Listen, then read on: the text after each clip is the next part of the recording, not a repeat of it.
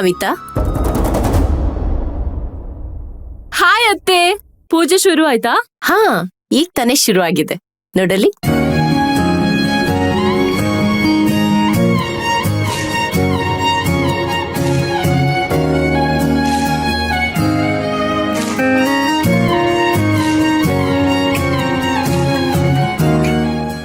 ಅತ್ತೆ, ಪೂಜೆ ಮುಗಿಯವರೆಗೂ ಹೀಗೆ ಇರ್ಲಿ. ಹಾ, ಓಕೆ.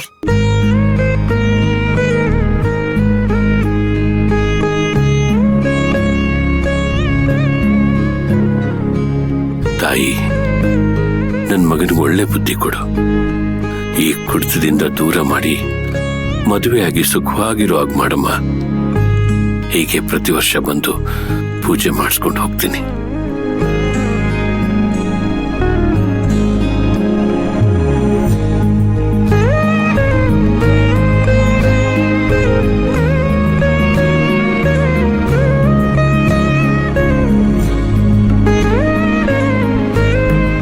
ಅಮ್ಮ, ನನ್ನ ಮಗನಿಗೆ ಒಳ್ಳೆ ಸಂಬಂಧನೇ ತೋರಿಸಿದ್ಯಾ. ಯಾವುದೇ ಕಾರಣಕ್ಕೂ ಅದು ಮುರಿದೇ ಇರೋ ಹಾಗೆ ಮಾಡು.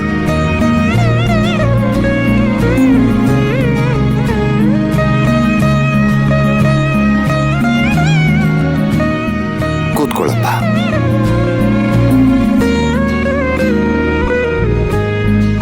ನಿನ್ನ ಮನಸ್ಸಿನಲ್ಲಿ ಏನಾದ್ರೂ ಕೋರಿಕೆ ಇದ್ರೆ ಭಕ್ತಿಯಿಂದ ಬಿಡ್ಕೊಂಡು ಪ್ರಾರ್ಥನೆ ಮಾಡು.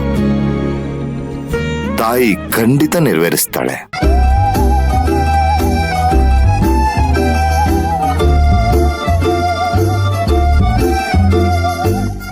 ಅಮ್ಮ, ತಾಯಿ ದುರ್ಗಾ ಮಾತೆ ನನಗೆ ಮದುವೆ ಆಗಕ್ಕೆ ಇಷ್ಟ ಇಲ್ಲ.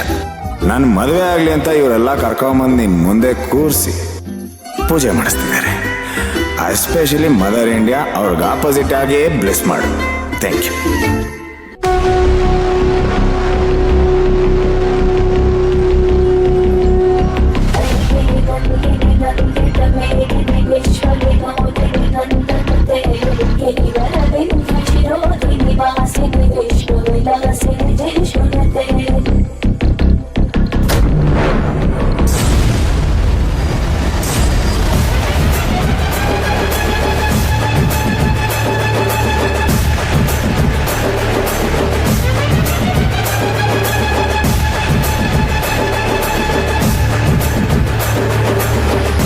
ಯಾರ ಪ್ರೇಯರಿಗೆ ಬ್ಲೆಸ್ ಮಾಡಿದೆ ತಾಯಿ?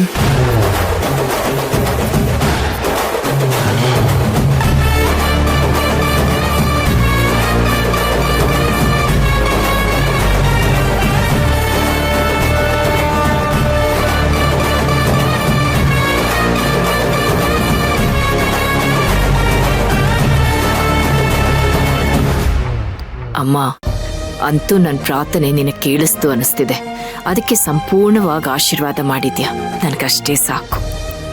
ನೋಡಪ್ಪ, ನಿನ್ನ ಪ್ರಾರ್ಥನೆಗೆ ಮೆಚ್ಚಿ ತಾಯಿ ಪ್ರಸಾದ ಕೊಟ್ಟಿದ್ದಾಳೆ. ಅವಳೇ ಆಶೀರ್ವಾದ ಮಾಡಿದಾಳೆ ಅಂದಮೇಲೆ ಖಂಡಿತ ನಿನ್ ಮದುವೆ ನೆರವೇರುತ್ತೆ.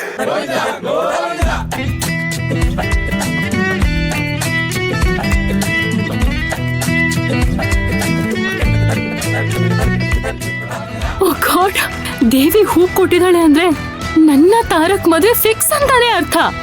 S, thank you God, thank you so much. Oh my God, yes yes yes yes S.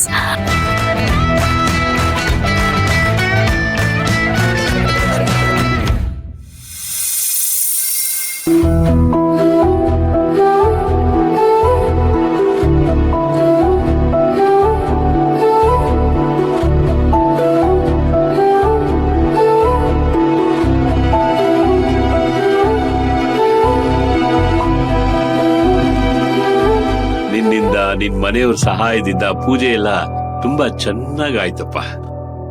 ನಿನಗ್ ನಾನು ಎಷ್ಟು ಕೃತಜ್ಞತೆ ಹೇಳಿದ್ರು ಅದು ತುಂಬಾ ಕಡಿಮೆನೆ. ಅಯ್ಯೋ, ಹಂಗೆಲ್ಲ ಯಾಕೆ ಮಾತಾಡ್ತೀರ ಯಜಮಾನ್ರೆ? ನಾವಿರೋದೇ ನಿಮ್ ಸೇವೆ ಮಾಡಕ್ಕಲ್ವಾ? ಇನ್ಮೇಲೆ ನಿಮ್ ಸೇವೆ ಇಲ್ಲಿ ಅವಶ್ಯಕತೆ ಇಲ್ಲ. ಗಂಟು ಮುಟ್ಟೆ ಕಟ್ಕೊಂಡು ಇಲ್ಲಿಂದ ಹೊರಡ್ಬೋದು.